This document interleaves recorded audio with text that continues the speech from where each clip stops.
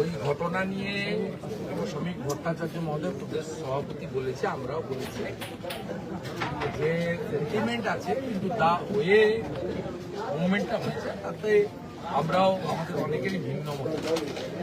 That's another thing. এবং পরে রাকেশেরও statement এসছে যে আমার অন্য পার্টির কাজ করানো বা ইত্যাদি, এটা আমাদের রাজ্য সভাপতি বলেছে, তাতে আমি অনুতপ্ত। তারপরেও কেস টেস ইত্যাদি হয়েছে, ঠিক আছে। রাকেশের বিরুদ্ধে কেস করেছেন কারণ রাকেশ অন ক্যামেরা ছিল, পারলে অ্যারেস্ট করবেন, পারলে জেল খাটাবেন, রাকেশও যদি পারে লিগ্যাল ব্যাটেল করে বেরিয়ে আসবে। আর তো আইনি লড়াই হবে, পুলিশের লড়াই হবে, দ্যাটস অ্যানাদার থিং। তো এই ছোট ছোট বাচ্চাগুলো মারধর করা, এবং ওর ছেলে ওখানে স্পটে ছিল না, আপনি কোথাও ক্যামেরাতে দেখাতে পারবেন না, তাকে নিয়ে গিয়ে সেম কেসে ট্যাগ করে দেওয়া, এটা কি?